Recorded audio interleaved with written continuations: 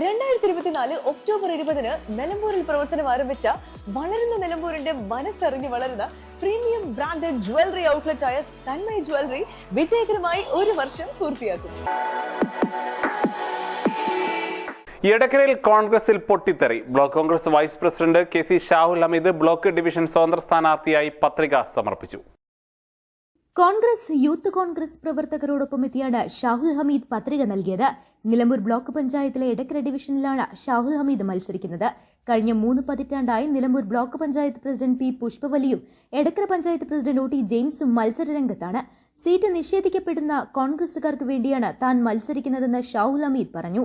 കോൺഗ്രസ് പ്രവർത്തകർക്ക് ഭാവിയിൽ അവസരം ലഭിക്കാൻ തന്റെ സ്ഥാനാർത്ഥിത്വം ഉപകരിക്കുമെന്നും അതിനായി ബലിയാടാവേണ്ടി വന്നാലും സങ്കടമില്ലെന്നും ഷാഹുൽ ഹമീദ് പറഞ്ഞു. നിലമ്പൂർ ബ്ലോക്ക് പഞ്ചായത്തും നിരന്തരമായി 30-40 വർഷമായി രണ്ടുപേര് കൈയാളിക്കൊണ്ട് ഏകാധിപതികൾ പോകുന്ന അതിലേക്കാണ് നിങ്ങളുടെ പിന്തുണ തരുന്നത്. ഇതൊരു രാഷ്ട്രീയ പിന്തുണ അല്ല എന്ന് എനിക്ക് ബോധമുണ്ട്.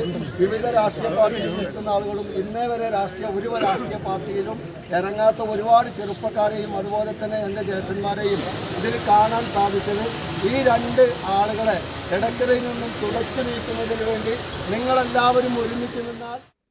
News bureau, Edakkara.